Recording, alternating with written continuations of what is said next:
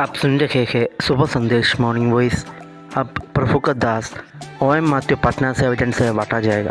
आज का दिन यहोवा ने बनाया है, हम इसमें आनंदित हो, आनंदित हो। आज का दिन यहोवा ने बनाया है, हम इसमें आनंदित हो, आनंदित हो। परमेश्वर के नाम की स्तुति हो।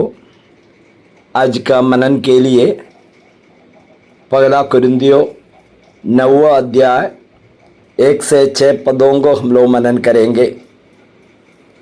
पहला और दूसरा पद, क्या मैं स्वतंत्र नहीं, क्या मैं प्रेरित नहीं, क्या मैंने यीशु को जो हमारा प्रभु है नहीं देखा, क्या तुम प्रभु में मेरे बनाए हुए नहीं।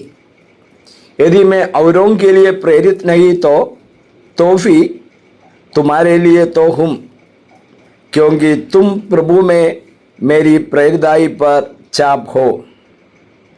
यहाँ पर प्रेरित पौलुस कहता है,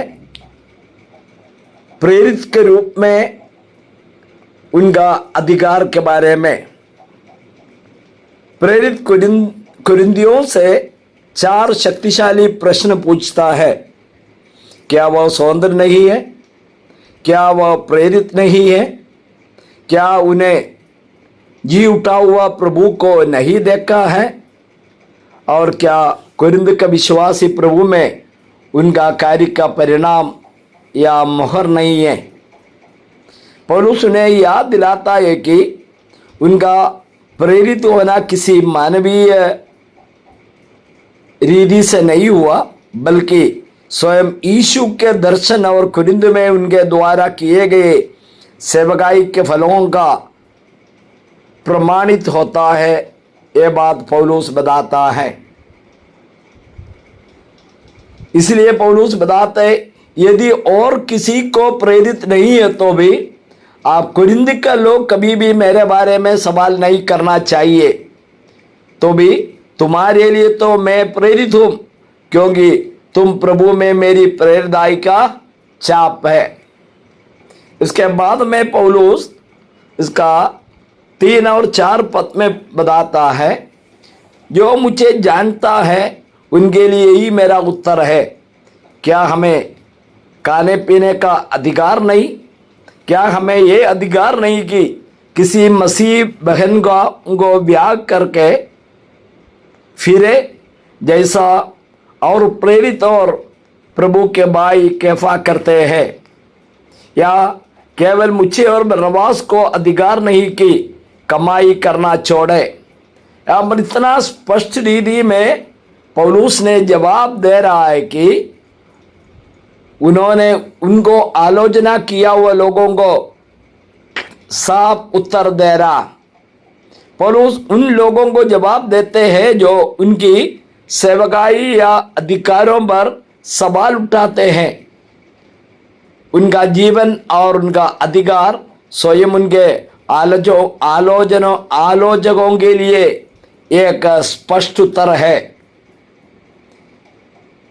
ये सवाल करते हैं कि क्या उन्हें और उनके सहयोगियों को कलीसिया के खर्च पर खाना पीना यानी बुनियादी जीविका पाने का अधिकार नहीं है?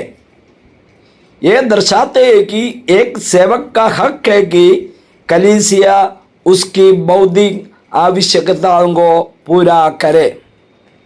कलीसिया ये बात जानना है, जो व्यक्ति पूर्ण समय सेवकाई में है उनको अपना, जो विश्वासी लोग हैं जो अपना कमाई से उनको मदद करे, कलीसिया का जिम्मेवारी है। पौलुस और 5वां पद में बताता है,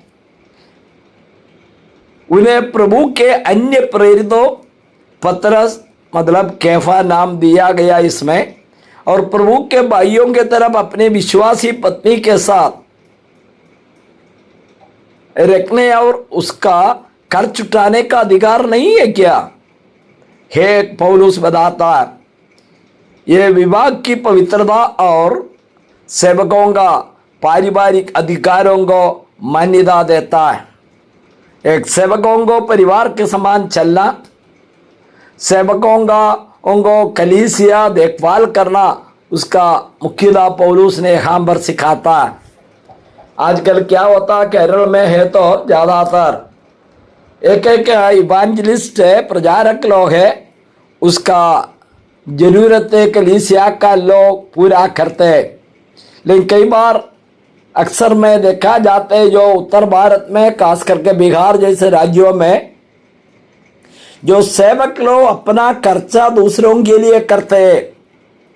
यदि विश्वासी भाई बहन के पास में पैसा है तो भी 1 रुपया भी प्रभु के नाम में खर्चा करने के लिए तैयार नहीं है, और प्रभु का दास लोगों को भी देने क्या तैयार में नहीं है।